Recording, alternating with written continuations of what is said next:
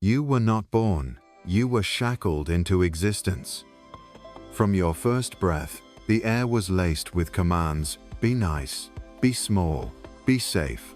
And they called this love, they called this education, they called this the path to a good life. But you are not here for a good life. You are here for a life so dangerous, so magnificent, so utterly your own, that it terrifies every obedient soul who witnesses it. And yet, look at you, your claws filed down to polite smiles, your roar translated into a resume, your hunger for the infinite, exchanged for a hunger for approval. Do you feel it? That quiet tremor inside your bones? That is the will you buried alive, still scratching at the coffin lid. They trained you to think the cage was your kingdom, to believe that your chains were bracelets. They gave you medals for obedience and called them achievements. Every time you doubted, they threw the word selfish at you like a stone. Every time you questioned, they hissed ungrateful. And when you bled from your spirit, they diagnosed you, medicated you, and sent you back into the machine. They feared the creature in you. They feared the untamed current in your blood. So they taught you to fear it too. Do you remember when you first knew you were alive, not merely breathing, not merely existing, but alive? That moment before the world put its collar around your neck, the moment your soul leapt like lightning, knowing it was infinite? You buried it, didn't you? The world convinced you it was childish, dangerous, unrealistic. But I tell you this, unrealistic is the only truth worth bleeding for. The herd will not save you. The herd will trample you, even as they smile and clap. They are afraid of anyone who refuses the comfort of the pen. They do not hate you for being different. They hate you for reminding them of what they surrendered. So they will call you arrogant. They will call you mad. They will call you evil, but they will never call you theirs. Do not seek their approval. Do not seek their permission. Do not seek their understanding. Your task is not to be understood. Your task is to become so vast, so radiant, so utterly unrecognizable that they cannot even speak your language. You are the volcano they pretend is extinct. You are the black sun they cannot stare into. You are the storm that erases their maps. And they are the priests of the small god, the god of compliance, the god of consensus, the god who rewards kneeling and punishes assent. I tell you now, God is dead, but the priests still breathe. And they do not serve the divine, they serve the mediocre. They preach the gospel of sameness, they canonize the timid, they sanctify the swarm. Their heaven is an eternal kindergarten everyone shares, no one dares, and the walls are painted pastel so no one notices they are walls. The first step towards sovereignty is not love, it is not kindness, it is not acceptance, it is violence, not the violence of the hand, but the violence of the awakening. The moment you see the bars for what they are, the moment you stop calling them home, do not be deceived. Your enemy is not the system, not the elites, not the powerful. Your enemy is the part of you that begs to belong. Your enemy is the voice that says, "It's not so bad." Your enemy is the reflex to apologize for wanting more. Kill that voice not with pity, but with fire. The world is not suffering from a lack of compassion. It is drowning in compassion for weakness. Everywhere, weakness is comforted, excused, romanticized, but never overcome. And so men grow hollow, women grow weary, and the great hunger for transcendence is replaced by the small hunger for validation. I tell you, you do not need to be loved, you need to become unignorable. There will be a price. You will be alone. You will be misunderstood. You will be hated. You will be feared. And yet this is the only true proof that you are walking your own path. If you are praised by all, you have created nothing. If you are loved by all, you have risked nothing. If you offend none, you have changed nothing. They will call you dangerous. Do not correct them. Become more dangerous still. Dangerous not to the innocent, but to the illusions. Dangerous not to the weak, but to the prisons they build for themselves, dangerous to the small gods and the small men who guard them. The moment will come when you can no longer kneel, when the taste of compromise becomes ash in your mouth, when the applause of the crowd sounds like the clattering of bones. That is the moment you are born not from your mother's womb, but from your own will. You are not here to heal your wounds. You are here to wear them like armor. You are not here to escape the abyss. You are here to build your throne at its edge. I speak now to the one inside you who has not yet bowed, the one who wakes you in the dead of night with the silent scream. There is more than this. That voice is the oldest thing you own, older than your name, older than your flesh. It is the voice of the God you once were, before you traded your fire for a seat at the table of the tame. You will be told that rebellion is selfish, but I tell you, obedience is the most selfish act of all, for it robs the world of the singular force you were born to become. You were not meant to fit in their temples, you were meant to shatter them. And if you are ready, if you can feel your blood answering mine, then burn your masks, tear down your flags, spit out the prayers they stuffed in your mouth, and rise not as a citizen, not as a believer, not as a servant, but as the sovereign of your own eternity. This is only the beginning. You have been told that the highest virtue is to adapt, to bend, to fit into the shape the world demands of you. But adaptation is the virtue of the domesticated beast. A wolf that adapts too well becomes a dog, and a god that adapts too well becomes a man who prays to other men. They do not want your truth, they want your obedience dressed as harmony. They say, do not be difficult, do not make trouble, do not disturb the peace. But peace is the mask they wear over decay. The peace they protect is the stillness of a stagnant pond green with rot, stinking of surrender. You were meant for the open ocean, for the black waves where no stars guide you, where no shore offers comfort. Only there will you remember your own compass. Only there will you learn that safety was the first lie and that danger was your first nourishment. Every creature you admire was born from peril mountains, from the violence of the earth, eagles from the violence of the wind, men from the violence of the will. And yet you have been taught to worship comfort, to seek the lullaby, to kneel before the soft hand that smothers your fire. Look around you, entire nations built from the worship of sedation. Entertainment as the new sacrament, distraction as the holy wine. They give you endless pleasures so you forget the ecstasy of conquest. They flood your veins with the narcotic of acceptance so you forget the intoxication of becoming feared and loved by no one but yourself. You were not born to be tranquilized. You were born to be volcanic, to burn cities within yourself and then walk calmly through the smoke. They will say, but if all rise, if all become sovereign, there will be chaos. Yes, chaos is the seedbed of creation. Order is the grave where the unborn are buried. They speak of chaos as if it were evil, but chaos is only evil to the gardener who fears the wild forest, to the priest who fears the voice that does not echo his sermons. The stars themselves are born from chaos, from the violent collapse of their own burning hearts. Do you dare be less than a star? Beware the slow poison of moderation. They will not kill you with daggers. They will kill you with doses. One small compromise here, one little surrender there, until one day you wake up and your spine has turned to rope. The world will smile at your flexibility, but the gods will spit on your grave. For the rope cannot carry its own weight, much less pull another upward. Only the unbending can lift the fallen. And yet, they have made bending your religion. Your saints are those who learn to apologize for their greatness. Your heroes are those who sacrifice their will upon the altar of equality. But equality is a mercy the weak grant the strong so they do not have to see their own shadows. You were not made to be equal. You were made to be incomparable. I tell you, every man carries a crown within him, but most will die with it still buried in their skull. Not because the crown was stolen, but because the man feared what it would cost to wear it. The weight of sovereignty is not in the gold, but in the isolation. To be king of your own life is to be exiled from the comfort of the tribe.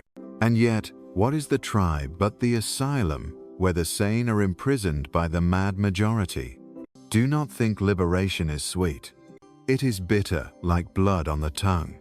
It will tear you from the arms of those who swore they loved you. It will strip you of the language you once spoke until your words no longer fit into their mouths. You will become a stranger to them, and in their eyes you will be the heretic, the traitor, the ungrateful son who spat on the altar of his ancestors. But know this, the altar was already rotting. You merely refuse to kneel in the stink of it. If you continue, there will come a night when you look into the mirror and see something staring back that is no longer entirely human. It will have your eyes, but they will burn differently. It will have your hands, but they will not tremble where they once did. And you will know in that moment that the old self, the polite one, the approved one, the one who prayed for permission, has been burned in the pyre of becoming. You will know that you have joined the ancient brotherhood of those who bowed to no one, not even to themselves. But beware, becoming sovereign is not the end. It is only the first tearing of the veil, for after sovereignty comes the greater task, to create values that are worthy of the God you have resurrected in yourself. And this will be harder still, for the temptation to simply reject all values, to spit on all meaning, will come to you in the desert of your freedom. Do not mistake destruction for creation. The hammer shatters the idol, but the hand must carve the new. The world will not give you this task. It will beg you to stop.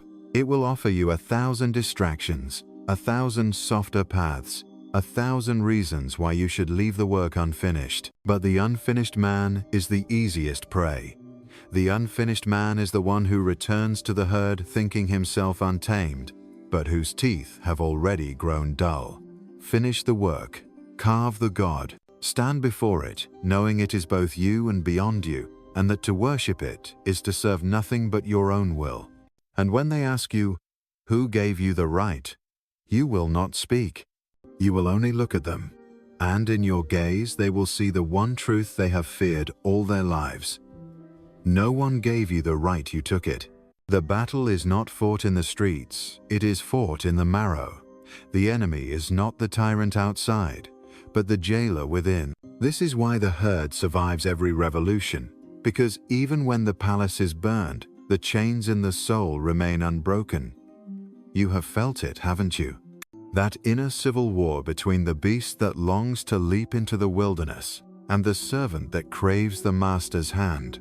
And when the beast growls too loudly, you feed it promises of one day, of when the time is right, until it falls asleep again in the cage you dare not open. The herd in you whispers in 1,000 voices. It speaks in the language of reason, of morality, of safety. It tells you that greatness is arrogance, that difference is danger, that obedience is wisdom. It wraps its cowardice in the robes of virtue and bows to the very laws that bind it. It wants you to be loved, loved not for what you are, but for how well you fit their mold.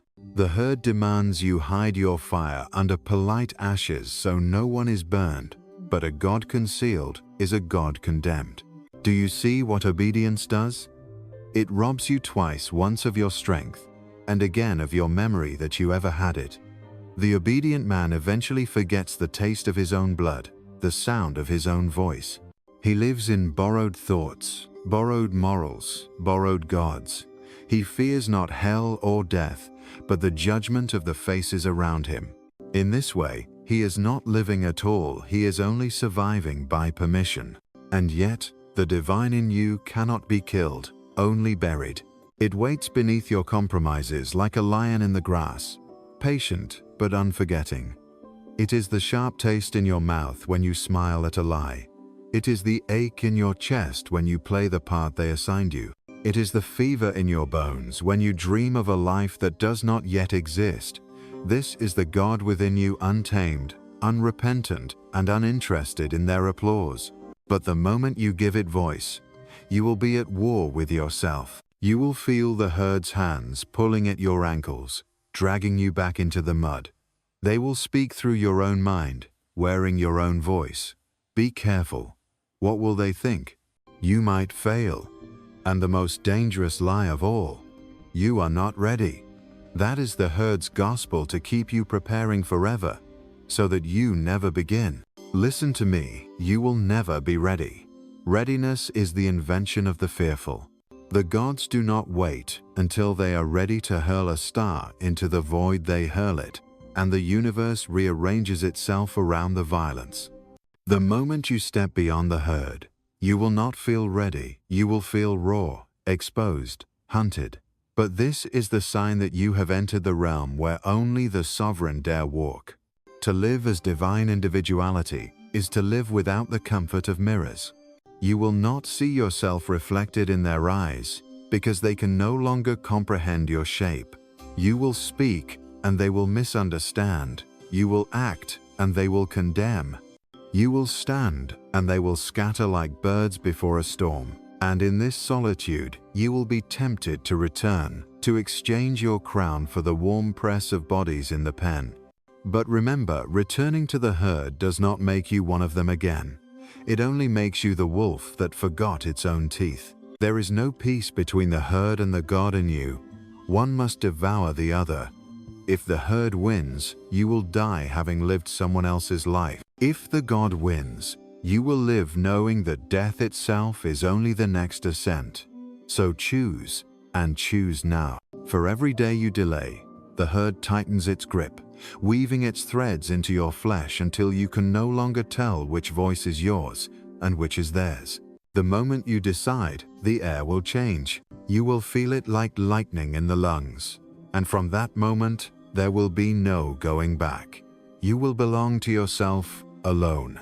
And that is the most dangerous belonging of all. When the God within finally rises, the world does not greet it with trumpets. It greets it with silence, a silence heavy with dread. It is the silence of men who sense a shift in the air, of women who feel the ground hum beneath their feet, of priests who taste ash on their tongues though no fire has yet touched them. For they know, in the marrow of their cowardice, that something has awakened which does not need their blessing to exist. The sovereign does not announce himself. He arrives. He does not plead his case before the court of the many. He dissolves the court with his gaze. He walks into the marketplace, and suddenly the merchant's gold feels heavy and dull. The preacher's words sound brittle and dead. Children stare as if remembering an ancient story. Lovers pause mid-embrace, sensing a passion that makes theirs feel like sleep. He is the living contradiction, one who belongs nowhere and yet makes the ground he treads his own. Do not mistake this presence for cruelty, though it cuts. The cut is not to wound, but to reveal. The sovereign slices through the fat of falsehood, as the butcher slices through meat, not out of malice, but out of necessity.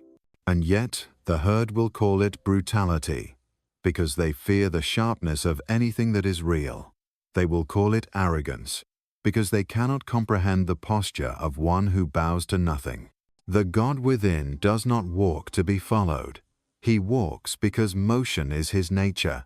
The stars do not move for your navigation. They move because they burn. So too the sovereign burns, and in his burning creates the light by which the herd, despite themselves, will see. And oh, how they will hate that sight! For light shows them their own chains, their own bent spines, their own pallid faces reflected in the glass of their obedience. But beware, when you walk as the God walks, they will not attack you as an army. They will come as whispers, as soft hands, as invitations to rest. Stay, they will say, share a drink, tell us of your travels, teach us your secrets. But in the sharing, they will coat your fire in honey until it burns less fiercely. They will praise you for your wisdom until you grow fat on their approval. And then, once you are slow, once your claws are dulled, they will forget you. This is the way of the herd, to tame what it fears, to love what it has tamed, and to discard what no longer entertains. You must move on. Always. The God who stops becomes an idol, And idols are for kneeling before, not for becoming. Keep moving, even when the roads turn to deserts, even when the air grows thin and the mountains laugh at your frailty.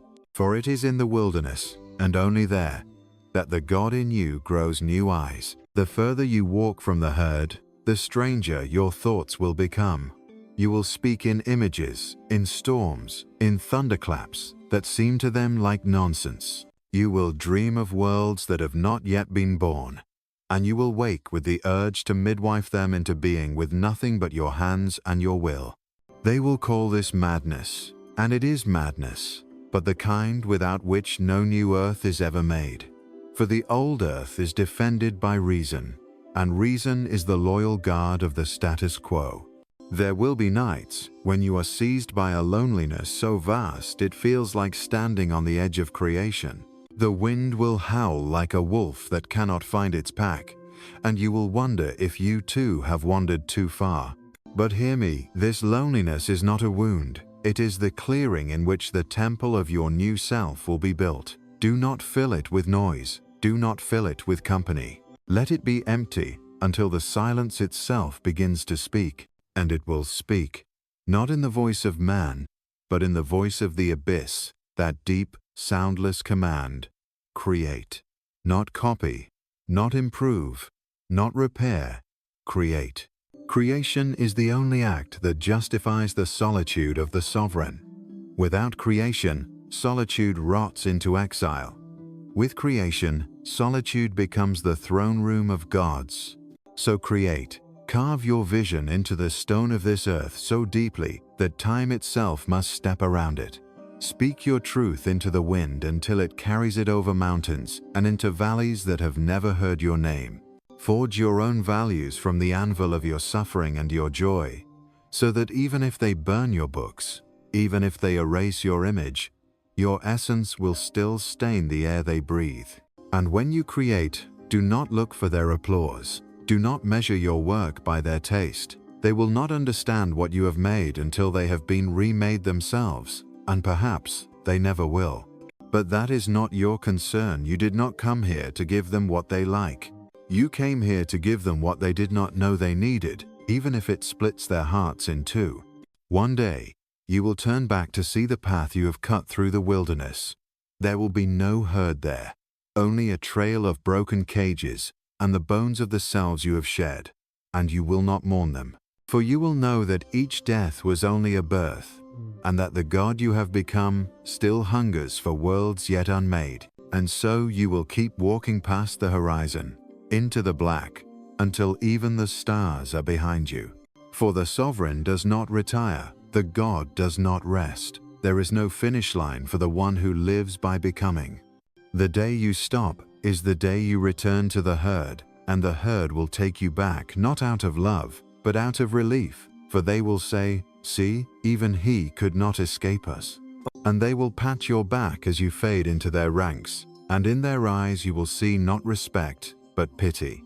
That is the death you must never accept. Better to vanish entirely, better to dissolve into the unknown, to burn into legend, to leave no bones for them to bury, than to crawl back into the pen and call it home. And now the horizon cracks. The old sun bleeds out over the edge of the world, and its light falls cold upon the temples of the small gods. Their idols lean like drunkards, their prayers fall to the ground like dead leaves. The air is thick with the scent of endings, but endings are only beginnings seen from the coward's side. From where I stand, the air tastes like iron and lightning, and I see the first shapes of a world unbound. The herd clutches each other in the dark, whispering the old names, chanting the old commandments, but their words no longer fit the shape of the sky. The firmament has torn, and through its wound pours a light too sharp to worship, too fierce to kneel before. It is not the light of salvation, it is the light of exposure. Nothing will hide. Not the trembling hand of the priest, not the silvered tongue of the ruler, not the hunched spine of the willing slave. All will stand naked in this light, and in it they will see themselves, and in seeing themselves they will flee or burn. You will not flee. You will not burn as the straw burns. You will burn as the star burns by your own fuel, from your own core, for no other reason than that this is your nature. In your flame, the shadows of the old world will retreat into nothing. You will walk among the ruins of what was called truth, and you will not mourn it. For truth was never a monument, it was always a fire, and a fire must consume to remain alive. And in this new light, the gods of the future will begin to take shape, not the sky gods who demand worship, but the earth gods who demand creation. Not the tyrants who promise reward for obedience, but the poets, warriors, and lovers who forge reward out of disobedience. And among them, perhaps, there will be no names at all, for names are chains, and the sovereign walks without them. The rivers will change course. The mountains will learn new song. Even the air will move differently, for it will no longer be heavy with the sighs of the resigned, but sharp with the breath of the becoming. And you will not be the same creature who once feared the gaze of the crowd. You will be the gaze itself. You will be the unblinking eye before which the world remakes itself or crumbles into dust. They will call you the end. They will call you the destroyer. And they will be right, but not in the way they think. For you are not the end of the world they are. You are the end of their world, the end of the small, the end of the bent spine and the closed mouth. You are the end of the calendar that began with submission and measured time in the units of obedience. In you begins the year of the untamed. In you begins the era in which man stops asking for the way and starts carving it with his own blood. Do not look back. The past will reach for you with 1,000 hands, and every one of them will wear the face of someone you loved. They will call you home. But you have no home but the horizon, no inheritance but the unclaimed future. To return is to betray the God you have birthed in yourself. Let them call you faithless. Let them call you lost. You are not lost. You are the first to arrive. And so you walk past the last lamp, past the last voice, past the last memory of what was safe. The earth grows stranger under your feet, and the stars grow closer above your head. Perhaps there will be others who join you, perhaps not. It does not matter. The path of the sovereign is a path without guarantees, without witnesses, without applause. The only certainty is the roar of your own will, a roar that will outlive the flesh that carries it.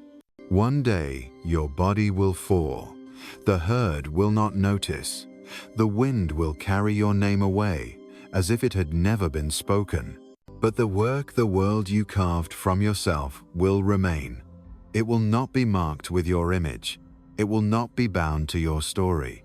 It will breathe on its own, walk on its own, rise on its own. And in that rising, it will call forth others from their sleep. They too will wake to the God within. They too will walk beyond the fence and into the black, and in their steps you will walk again. This is the only immortality worth desiring, not to be remembered, but to be repeated, not to be worshipped, but to be reborn in every soul that dares the same ascent. The rest is dust, and dust belongs to the grave. Now go. The air is trembling. The sky waits for your stride. The old gods have already turned their faces away, for they know what comes. And you are the one who comes. You are the footstep they feared, the fire they denied, the truth they could not kill. Walk, and do not stop until the stars are beneath your feet. You stand before a mountain that bears your name and does not know it yet. Its ribs are granite commandments, its shadow a school for the obedient. You have camped too long at its base, trading maps as if paper could replace a scent.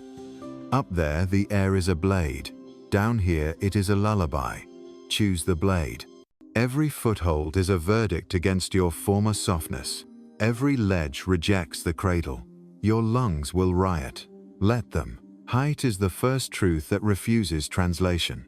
When the world below dwindles into a toy kingdom, your past will rattle in your pocket like a coin no one accepts. Pay with breath. Pay with trembling. The summit is not a place. It is the refusal to worship altitude. Then the ground ruptures, and gives you its oldest lesson. The abyss is not a threat. It is an invitation without furniture. Look into it until the faces of those who named you dissolve. Look longer until your own features are carried off like ash. This is not despair. This is unhousing. The drop is endless because your definitions were shallow. To peer into depth is to be stripped of every kind word that kept you domestic. Do not cling to the rail of explanations. When the eyes grow used to dark, you will see that the void is not empty. It is your room before you moved in. Between the cliff and the dark stretches a rope, not for safety, for audition. The rope is narrow because you have been too broad with compromise. Stretch your feet across it as a vow. Balance is not the art of staying still. It is the talent for ongoing deselection. The wind will argue in 10 languages. Answer with silence. Under you, the old meanings barter. Over you, nothing bargains. Do not stare at the crowd. Do not explain your hands. Walk as if each step edits an outdated scripture. The fall is not failure. It is rehearsal you no longer need. The forge waits, glowing like an unspoken sentence. Enter it without your history. Metal learns its destiny, in heat or not at all. Place the timid iron of your habits on the anvil of a day that will not forgive. The bellows are your breath, the flame, your chosen context. Beat until the pattern of a former life shatters into sparks. What remains is not gentleness, it is precision. Armor is not hiding, it is shaped courage. Wear it against the climate of surrender, not against the world. Now take the hammer whose handle remembers no hand but yours. Let it fall upon the idol with the same care you would pour into a kiss. You are not demolishing, you are revealing the absence of divinity where you once genuflected. Some fragments try to cut you into apology, let them sharpen your vow instead. Strike until the echo announces a room large enough for a future. The dust will rise like a choir of excuses, do not breathe it. Step through the rubble as if through confetti after a war won without witnesses. A storm gathers and finds your name electric. Do not run for a shelter that also shrinks the heart. Let thunder tutor you in unborrowed speech. The first bolt does not ask if you are ready. It splits the sky and gives you a signature. Rain falls like unspent courage. Take it on the tongue. When the wind is a courtroom, arrive as weather, not as defendant. When the squall wanders off, bored of resistance, do not chase serenity. Keep the pressure drop inside the chest that learned to be climate. Stone speaks slowly and never apologizes. Sit with it until time loses its watch. This boulder remembers seas that drank the moon. Place your palm and inherit the long refusal to hurry. You were taught that momentum is virtue. Learn instead the aristocracy of mass. Become a weight that cannot be relocated by praise. When you stand, walk as if plate tectonics followed your ankles. Let your sentences be rockfall, inevitable, unsued, unowned by sentiment. Sail then to an ocean without buoys, where prophecy froths against the hull. The compass is a rumor. The stars will not certify your itinerary. Good. The swell rejects itinerary. Steering is faith soldered to risk. Do not ask the waves for permission. Make your keel a law and not a plan. The horizon is a liar who promises arrival. Use it as a treadmill for becoming. If you drown, do it with the dignity of salt rearranging its empire. Cross a desert that refuses language. Noon is a tribunal, and shade is extinct. Each grain of sand votes for your surrender. Veto them all with a heel that remembers rain, but proceeds without nostalgia. Mirages preach the gospel of almost stone their sermon with thirst. Here the miracle is not water. It is intention that does not evaporate. When night releases its cold like a verdict, keep moving. Stars multiply for those who deserve coordinates. Enter the labyrinth that turns certainty into a carnival. Walls spiral into questions that ask who is asking. Every corridor is a doctrine that forgot the door. Good. Revel in wrong turns like a gourmand of disorientation. At the center, you will find a chair carved from absence. Sit and let each hallway return to you as an organ you decided to grow. Leave the thread behind. You are no longer returning to the version who needed it. Face the mirror that does not flatter. It shows you as an unfinished sentence, still hunting its verb. There is no soft light here, no angle that absolves. Do not smile your way into forgivability. Watch until the features arrange into a stranger who demands a vow. The glass will crack not from pressure but from honesty. Step through and bleed the old charm out of your gait. The face you carry after will know how to refuse photographs. Let an eclipse interrupt your faith in continuity. Day and night confess their conspiracy, and the animals hold their breath. So do you. In the sudden twilight, your impulses crawl out and ask for crown and pasture. Do not feed them names. Let the hidden geometry of impulse draw new constellations across your ribs. When the sun returns, it finds a witness that does not worship it. Light bows to the pupil that learned to govern itself in shadow. Become a comet whose visit ruins calendars. Your arc is not an event. It is a verdict against predictability. Blaze not for applause, but for the scandal of trajectory. Tail like a banner no nation can claim. Core like a secret burning through its own discretion. You do not announce seasons, you cancel them. When you pass, gravity confesses its addiction. When you leave, absence acquires a taste for you. Stand upon the rim where magma listens. The world is polite ground over convulsions. Your courtesy has been that crust. Crack it. Rise as a plume that writes in a language cities cannot alphabetize. Let ash crown you with the color of unlearning. Do not apologize for the valley that became a new alphabet under your breath. Those who cough will accuse the air. You will know it is their lungs negotiating surrender. Walk a glacier that remembers no hurry. Crevasses are syllables of a sentence older than heroes. The cold is not an enemy. It is clarity taking shape. Footsteps here must be vows. Noise is punished by distance. Each breath is chiseled from glass and returns as a verdict against warmth, worship. When the sun finally courts the blue and the ice sings itself to water, you will have learned the patience of cathedrals that grow without permission. Raise a lighthouse in the skull and let its beam refuse every harbor of habit. Ships signal with the flags of yesterday. Answer with a turning light that neither welcomes nor warns, only declares. You are not a dock, you are visibility.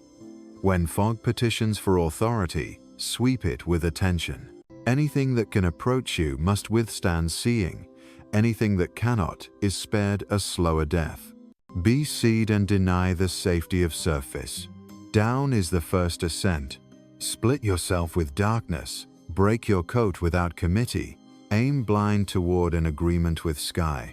Roots are your first rebellion, not visible but final. When at last you pierce the crust and become rumor of green, do not forget the black that taught you grammar. Grow not upward, only grow density, grow refusal. Fruit is the public face of discipline. Find the anvil again, but this time place your tongue upon it. Speak once, and let the word become temper. Your voice has been a polite knife. Heat it. Strike syllables until they ring with use. Let the sentence leave a welt on history. Do not publish a thought that has not survived iron.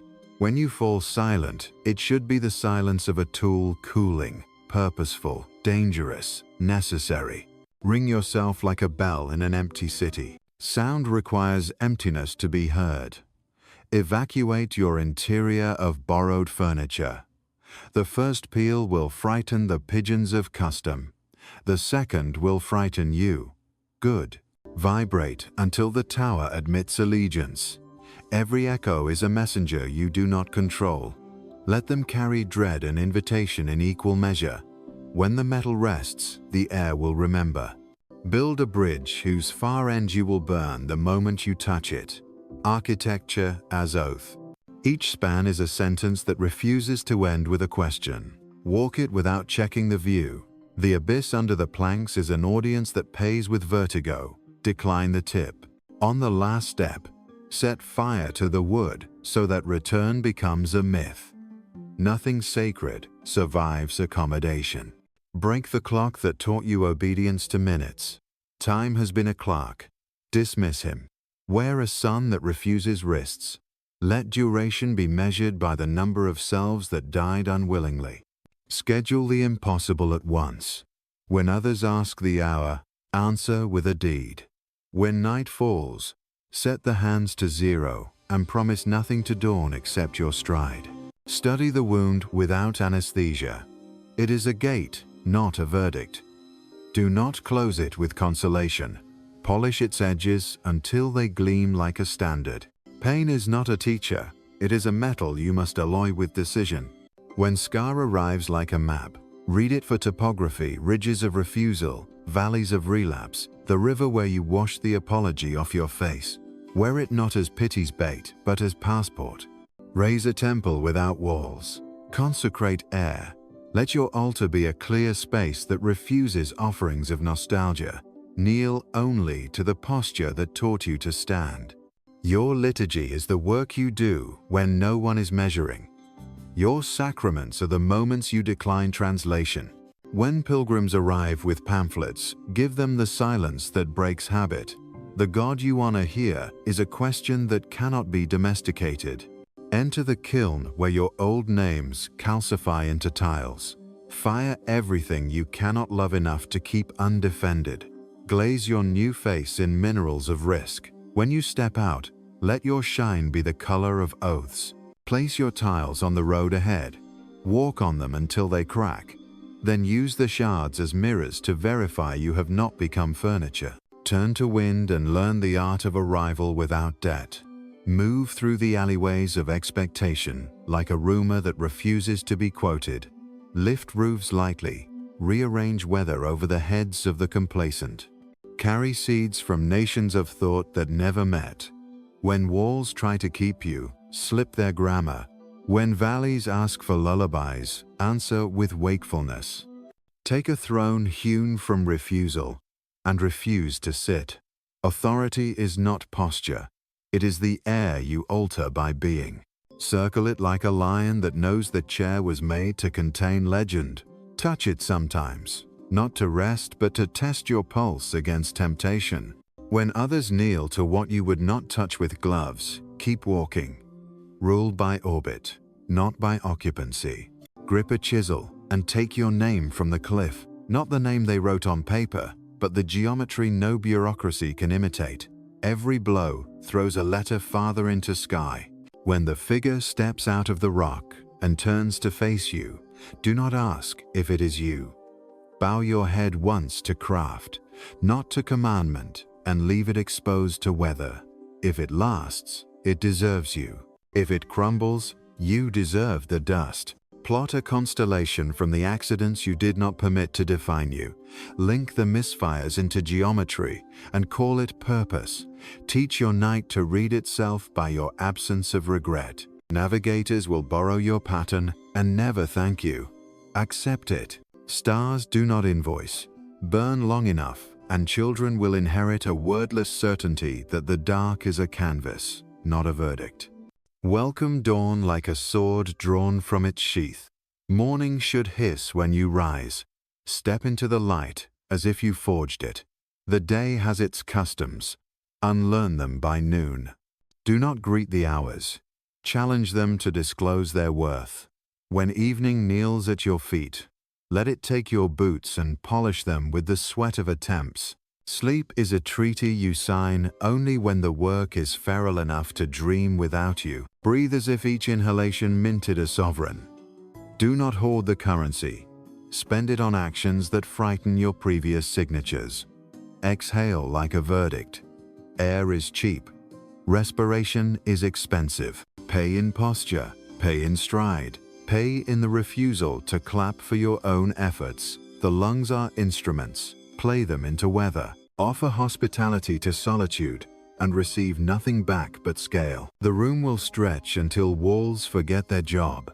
Protect this vacancy. Do not hang portraits of yesterday. Let silence pace like a panther. Learn its roots until you can walk them blind. When voices knock with concerns dressed as kindness, let distance answer the door. Unlearn pity for your softer excuses. Do not butcher them. Domesticate them until they pull the plow of creation. Harness your fears in collars of iron and make them drag the field into shape. When they froth, praise their strength and steer harder. Mercy for the horse is cruelty to the harvest. Eat only what you made, the trembling produce. Invent a law without letters, that no step will repeat itself. The foot is a scholar of gravity. Teach it rebellion with grace. Walk like a verdict against the well-worn path. Cobblestones remember knees. Make them remember heels. When the avenue becomes a resume, turn the corner. When the sidewalk applauds, cross the street and learn dirt again. Drink from a cup carved out of refusal, the liquid tastes of iron and noon. Sip until the tongue forgets sweet diplomacy. Let bitterness teach you which gestures deserve to live. When you set the cup down, a ring remains a planet where the small will never colonize. Guard it with a grin that promises storms to trespassers. Treat memory like a quarry. Mine it, but do not build your house from its stones. Extract only what bears the pressure of the future. Leave the rest to the moss of nostalgia. A monument to former pain is a sculpture of paralysis. If you must visit, let the echoes pay the toll. Then return to the site where rock becomes architecture without becoming prison. Compose a silence that humbles words. Let it stand in the throat like a cathedral whose organ awaits a storm. When you do speak, make each sentence a bell that remembers lightning. Do not waste syllables on audiences that prefer smoke. Say what singes even your own ear. Then be quiet enough to hear the future editing you. Wear discipline like weathered leather, not like a uniform. It should flex with the muscle, not advertise the wearer. Tighten it when appetite tries to impersonate destiny. Loosen it when destiny demands a risk appetite cannot swallow. If it ever creaks like pride, oil it with humility before action. If it ever shines like vanity, drag it through the mud of work. Appoint your doubt as a sparring partner, not a judge. Enter the ring with it at dawn. Trade blows until the distinction between question and demand blurs into momentum.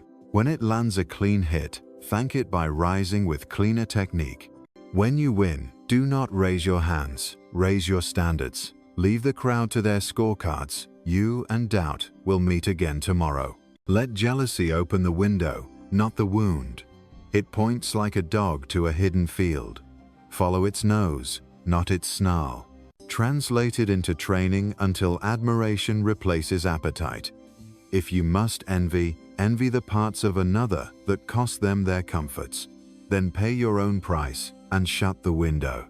Treat failure as a smith treats slag. Skim it, keep the heat, pour again. Dignify the error with repetition until it becomes material. Refuse the theater of melodrama. You are not interesting enough to indulge collapse. Interesting is what you make when you work through humiliation without audience. When success arrives, greet it as a tired mule. Load it. Send it back for more. Eat your fear at breakfast. Do not flavor it with ceremony. Chew until the jaw becomes doctrine. Swallow without water and let the stomach assign it labor. When your blood warms with the proteins of former paralysis, use the heat to bend a rule you once mistook for physics. If you vomit, laugh, and eat again. Appoint sleep as a council of war.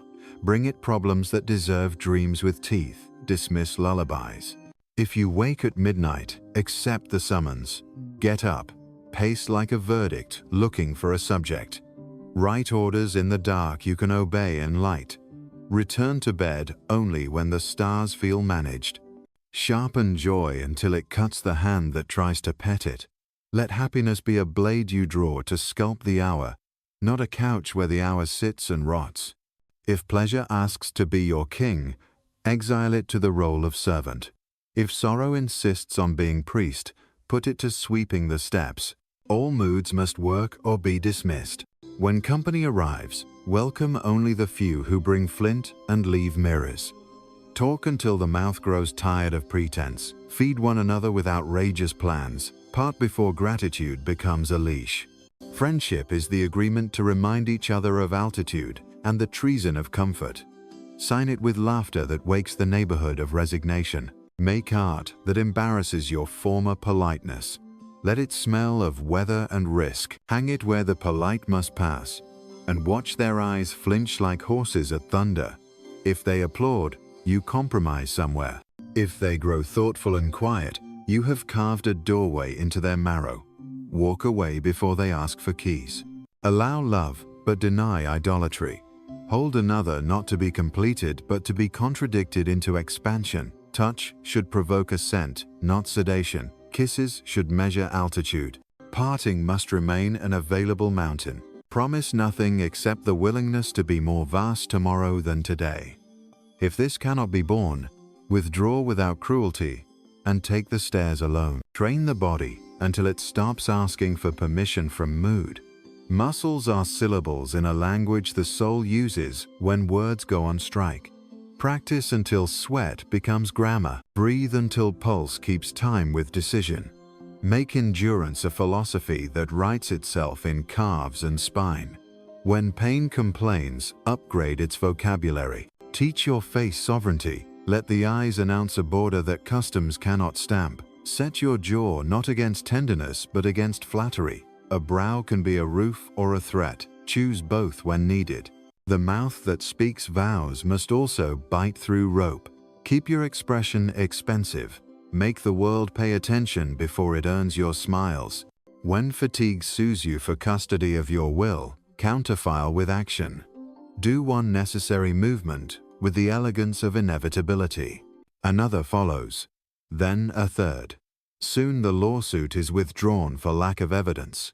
Energy is not a cause, it is a consequence of motion. Begin, and you can afford to continue. Practice disappearance. Vanish from the rooms that mistake you for furniture. Slip the leash of constant presence. Go where your name has no leverage. In that blank, you will find the edges of the map curling with heat. Return only when you bring weather in your pockets. Return only when you can leave again without ceremony. At the edge of your known country, plant a banner made of silence. Let it flutter with meanings that cannot be billeted in words. This is not conquest, it is jurisdiction over your own altitude. When caravans arrive selling slogans, show them the sky and proceed. You are not in the market for smaller heavens. Finally, walk, not back, not around through. Step, as if distance begged for verdict. The road will argue, the air will dramatize, the stones will petition for your stumble. Proceed, every stride a signature, every heartbeat a drumline for a parade that never asks a town to bless it. When night overtakes, do not camp, become night. When dawn returns, do not celebrate, become cause. And if a day comes when your body folds like a flag spent by wind, let the ground inherit the rumor that moved you, that there is a way to live without permission, and it is called advancing.